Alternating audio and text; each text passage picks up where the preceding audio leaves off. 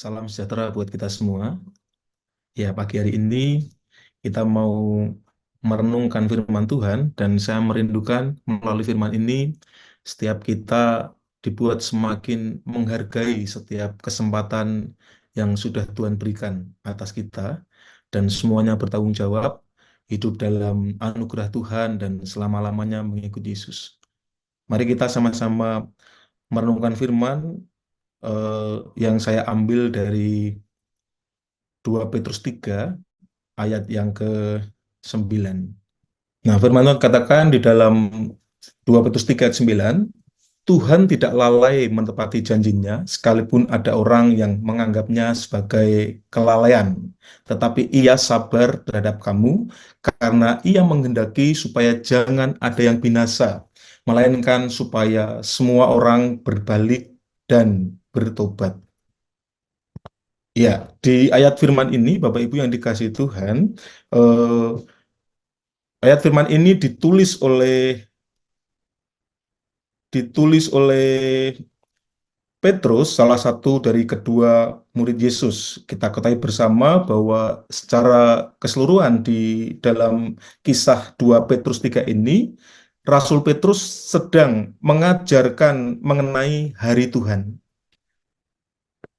Nah, Petrus berusaha untuk memperingatkan agar umat Tuhan memiliki pengertian yang benar dan mewaspadai bahwa nantinya akan ada para pengejek, yaitu orang-orang yang hidup di dalam hawa nafsunya. Para pengejek ini tidak mempercayai Yesus sebagai Tuhan dan mereka tidak hidup di dalam kebenaran. Tentu saya yakin dan percaya bahwa nasihat Rasul Petrus ini menghendaki supaya kita senantiasa berjaga-jaga dan waspada dan tidak terseret di dalam kesesatan cara berpikir orang-orang yang tidak mengenal Allah dan yang tidak hidup di dalam kebenaran. Nah, salah satu kesesatan yang dipikirkan oleh orang-orang ini adalah mereka menyangkal bahwa kedatangan Yesus yang kedua kali itu tidak akan pernah ada. Padahal kalau kita ketahui bersama bahwa Yesus pun mengajarkan supaya kita selalu waspada dan mempersiapkan diri menjelang kedatangannya yang kedua. Dan kalau kita boleh menyadari bahwa saat-saat ini ada banyak tanda-tanda yang mengindikasikan bahwa kesudahan zaman dan kedatangan Yesus yang kedua sudah dekat. Nah, firman Tuhan, Bapak Ibu, eh, mengingatkan kita bahwa Tuhan sebetulnya tidak pernah lalai untuk menepati janjinya. Justru, kalaupun sekarang ini seolah kedatangan Yesus tertunda, sebetulnya itu adalah sebuah kesempatan supaya berita tentang Injil keselamatan itu diberitakan, diteruskan oleh umatnya. Kesabaran yang Tuhan tunjukkan itu karena dia tidak ingin melihat umat yang diciptakannya itu binasa. Sehingga Tuhan senantiasa memberikan kesempatan agar orang-orang berdosa itu berbalik dari jalannya yang jahat, berbalik kepada Tuhan, dan mereka hidup di dalam kebenaran. Nah, dia merindukan, Bapak Ibu yang dikasihi Tuhan, kita percaya bahwa Tuhan Allah itu merindukan agar semua orang diselamatkan dan tidak mengalami kebinasaan. 1 Timotius 2 ayat 4 dikatakan, Tuhan Yesus itu yang menghendaki supaya semua orang diselamatkan dan memperoleh pengetahuan akan kebenaran. Nah, meskipun begitu, Bapak Ibu yang dikasih Tuhan, kita harus sadar bahwa akan ada masa di mana kesempatan yang Tuhan berikan itu berakhir.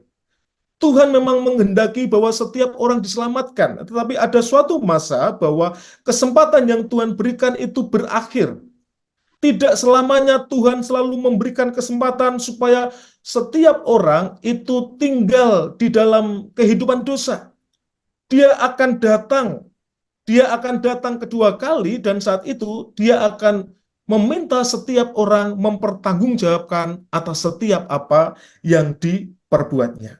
Jadi akan ada suatu masa di mana seseorang harus bertanggung jawab atas segala perbuatannya. Artinya, Bapak Ibu yang dikasih Tuhan, saat ini mungkin kesempatan kita, mungkin kesempatan orang-orang di muka bumi ini untuk menghargai kesempatan yang Tuhan berikan. Tapi ada suatu masa nanti Tuhan akan menghukum orang-orang berdosa.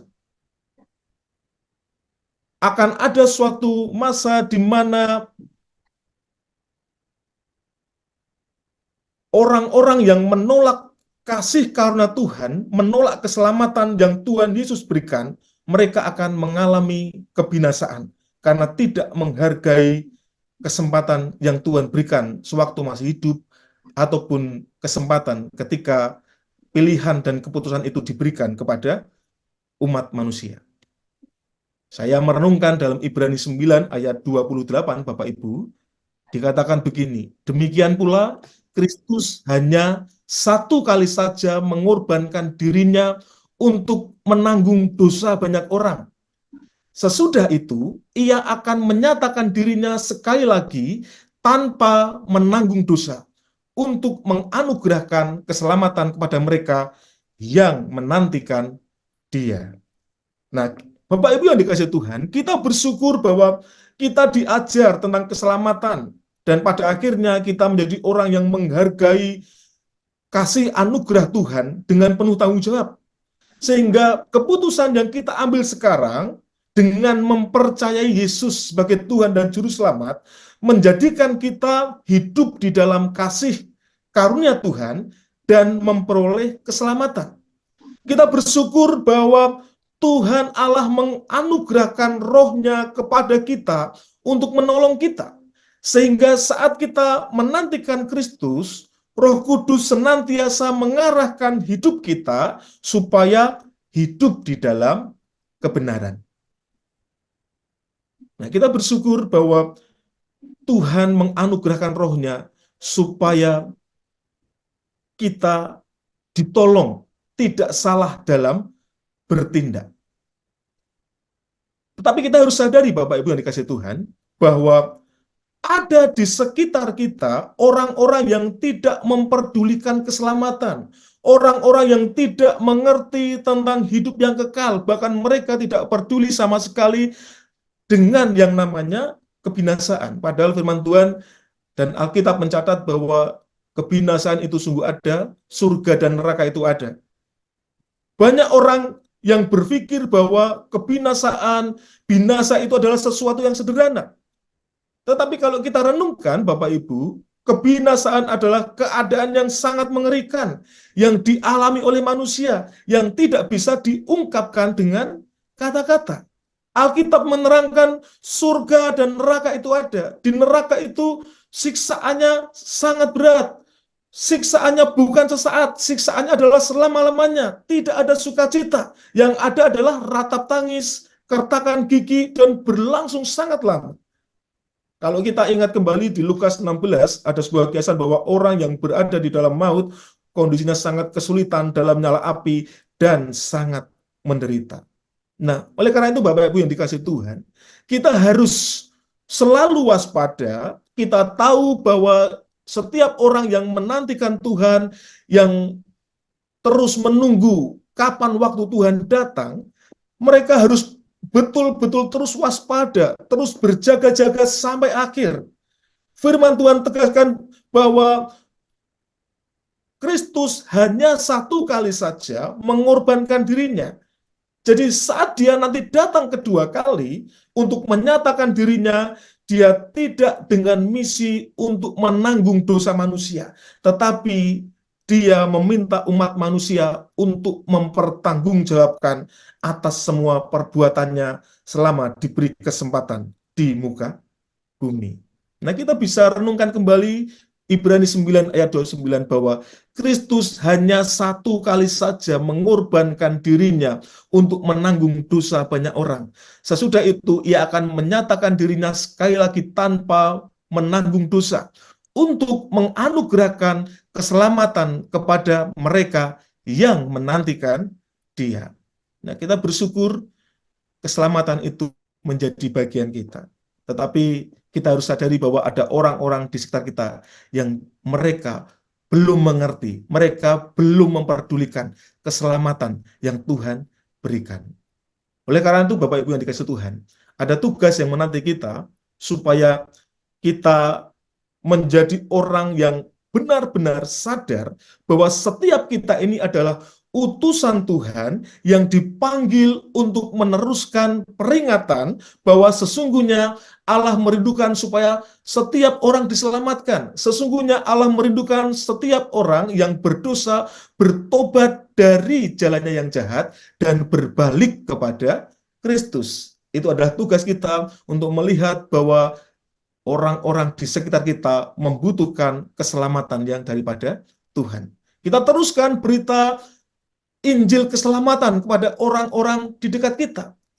Kita juga harus sadar bahwa sebetulnya semua jemaat Tuhan diperintahkan untuk mengingatkan, untuk memperingatkan supaya mereka bertobat, mereka yang berdosa bertobat dan kembali kepada Kristus selama masih diberi kesempatan. Jadi tugas kita harus meneruskan ini. Kemudian kita harus berani untuk memberitakan keselamatan, bahwa keselamatan itu hanya ada di dalam Kristus. Saya merindukan bahwa jemaat Tuhan merespon akan panggilannya untuk meneruskan peringatan bahwa setiap orang percaya diutus untuk memberitahu bahwa keselamatan itu hanya di dalam Yesus Kristus dan kesempatan itu ada batasnya. Biarlah setiap kita bisa membawa kabar baik dan pada akhirnya berani untuk memberitakan kebenaran firman kepada orang-orang di sekitar kita. 2 Timotius 4 ayat 2, firman Tuhan katakan, beritakanlah firman, siap sedialah, baik atau tidak baik waktunya, nyatakanlah apa yang salah, tegurlah dan nasihatilah dengan segala kesabaran dan pengajaran. Mari Bapak Ibu, ini saat yang tepat untuk kita senantiasa memberitakan firman. Kita menasihati orang-orang yang mungkin nyaman hidup dalam ketidakbenaran. Kita nasihati dengan sabar. Kita ajar orang-orang yang dia memang membutuhkan Kristus. Dan pada akhirnya keselamatan itu sampai ke ujung bumi. Tuhan pasti datang karena tanda-tandanya sudah ada. Dan pasti setiap orang yang menantikan dia mendapatkan anugerah keselamatan, dan kita adalah bagian orang-orang yang mendapatkan keselamatan kekal. Teruskan berita baik ini kepada setiap orang. Gereja Tuhan harus menjadi alat Tuhan memberitakan kebenaran firman dengan sabar, dengan pengajaran yang benar, dengan hikmat yang benar yang berasal dari Allah, sehingga semakin banyak orang yang bertobat. Ini adalah tugas kita bersama. Kita juga harus saling mengingatkan. Kita juga harus terus berjaga-jaga, menjaga hidup kita supaya tidak jatuh, dan kita berusaha setia sampai akhir. Tuhan dimuliakan atas kehidupan kita, Tuhan ditinggikan, dan kita menghasilkan buah-buah yang luar biasa dan mempertobatkan banyak orang. Tuhan Yesus memberkati kita semua. Mari kita berdoa.